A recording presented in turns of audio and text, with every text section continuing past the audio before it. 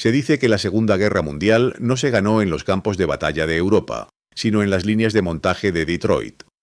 Una afirmación que a primera vista suena a triunfo del ingenio americano. Pero lo que no te cuentan los libros de historia es el costo humano, el sacrificio silencioso y las decisiones desesperadas que se tomaron al enviar a miles de jóvenes a pelear en máquinas que, en muchos casos, eran auténticas trampas de metal.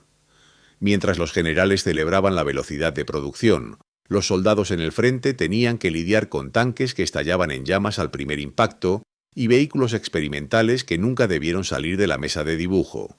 Prepárate para descubrir la verdad detrás de las supuestas máquinas de la victoria, revelando no solo su gloria, sino sus lados más oscuros y peligrosos.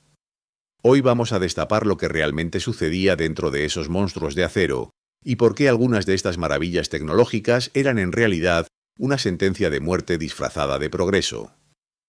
Uno de los nombres que más resuena en la historia bélica es el M4 Sherman. Para el alto mando era el equilibrio perfecto, fácil de fabricar, fácil de transportar y, crucialmente, fácil de reparar en el fragor de la batalla. Se produjeron más de 50.000 unidades, una cifra abrumadora que eclipsaba la producción alemana. Pero para las tripulaciones que se enfrentaban a los temibles Tiger y Panther, la realidad era una pesadilla. Surgió un rumor oscuro entre las tropas que se extendió como la pólvora. Lo llamaban el Ronson, como la marca de encendedores, porque se decía que se encendía a la primera. Un solo impacto bien colocado en el depósito de municiones y el interior del tanque se convertía en un infierno en segundos, dejando a los hombres sin ninguna posibilidad de salir. Los testimonios de veteranos son escalofriantes. Ver a tus compañeros carbonizados en su propio tanque era una experiencia que marcaba para siempre. La obsesión por la cantidad sobre la calidad no era un secreto. Los primeros modelos del Sherman tenían tanques de gasolina altamente inflamables, un fallo de diseño que se cobró incontables vidas. Aunque intentaron solucionar esto con lo que llamaron blindaje húmedo, la reputación de ser una hoguera con orugas persiguió al Sherman durante todo el conflicto. ¿Fue una victoria del pragmatismo industrial o una negligencia institucional? Depende a quién le preguntes. Lo cierto es que, aunque el Sherman era superado en blindaje, su número lo convirtió en un martillo implacable. Pero ese no era el único diseño cuestionable que se envió al combate. Si el Sherman tenía problemas, el M3 Lee era directamente una aberración visual. Imagina un tanque construido como si fuera un edificio de 2 plantas, con su cañón principal de 75 milímetros montado en el cuerpo, incapaz de girar totalmente, y un segundo cañón más pequeño en una torreta encima. Era alto, lento y un blanco perfecto para cualquier artillero enemigo a kilómetros de distancia. Su perfil descomunal lo convertía en una trampa mortal en campo abierto. Los soldados soviéticos, que recibieron miles de estos, tenían un apodo mucho más cruel para él. Lo llamaban una tumba para 7 hermanos, haciendo referencia a los 7 tripulantes que solía llevar y su nula capacidad de supervivencia.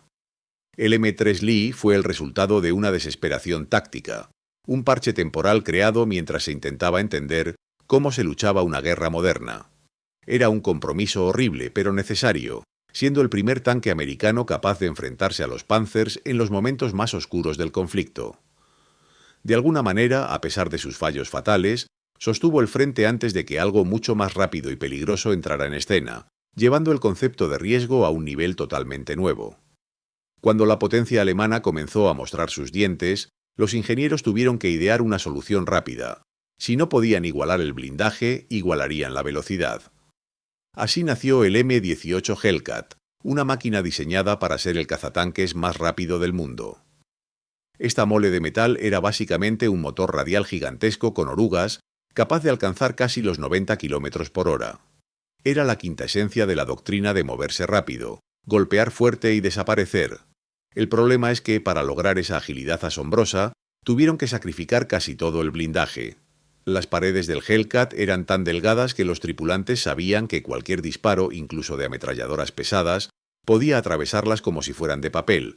Era una táctica de golpea y corre que requería nervios de acero, porque un solo error de cálculo significaba que el vehículo quedaba reducido a chatarra en un parpadeo. Mientras estos corredores de la muerte esquivaban proyectiles en tierra, otros ingenieros estaban obsesionados con la idea de hacer que los tanques cayeran del cielo, Lo que nos lleva a uno de los experimentos más extraños y fallidos de toda la contienda. La idea era ambiciosa y casi de ciencia ficción: lanzar tanques desde el cielo directamente detrás de las líneas enemigas. Así nació el M-22 Locust. Fue diseñado para ser transportado dentro de un planeador militar y soltado en territorio hostil.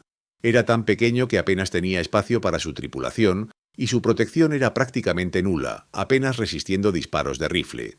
Durante la Operación Varsity, el mayor asalto aéreo de la historia, el despliegue de estos tanques fue un desastre total. Muchos planeadores se estrellaron al aterrizar, a menudo aplastando a los propios tanques en su interior.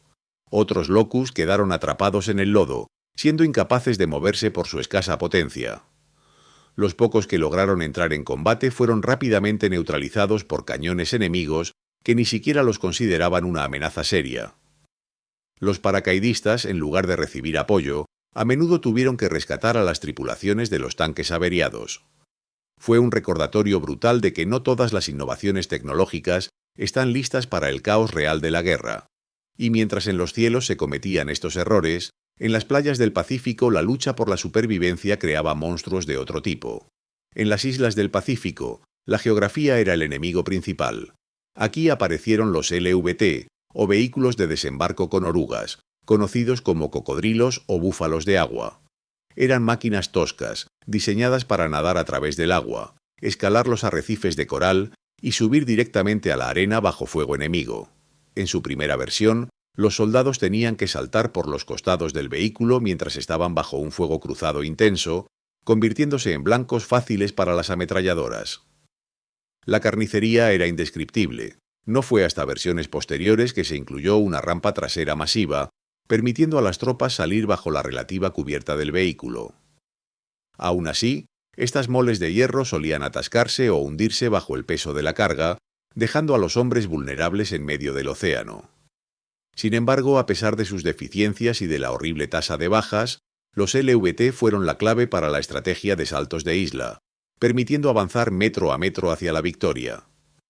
Eran el símbolo de la desesperación convertida en ingenio, máquinas imperfectas que se cobraron un precio altísimo. Paradójicamente, las máquinas que realmente ganaron la guerra no fueron siempre los tanques de combate. El Jeep Willys, a pesar de no ser un arma directa, fue tan crucial que se le considera una de las herramientas clave del triunfo aliado. Era pequeño, rudo, fiable y podía ir literalmente a cualquier parte. Se usó para todo, desde ambulancia improvisada hasta plataforma para ametralladoras. Pero detrás de su fama había una logística implacable. El Jeep era parte de una marea interminable de suministros que el enemigo simplemente no podía igualar. Junto a él, el camión anfibio de Ukailublo era una obra maestra de la logística, capaz de llevar carga desde un barco directamente a un depósito en el interior sin detenerse. Y luego estaba el famoso Deuce and a Half, el camión de 2,5 toneladas. Medio millón de estas bestias formaron la espina dorsal de la ruta de suministro que alimentaba el avance hacia el corazón de Alemania. Estos conductores conducían camiones sobrecargados a través de campos minados para asegurar que la maquinaria no se detuviera. Sin ellos, incluso el tanque más poderoso se habría quedado sin combustible en cuestión de días. Estas máquinas demostraron que la victoria no solo se gana con balas, sino con la capacidad de llevar esas balas al frente.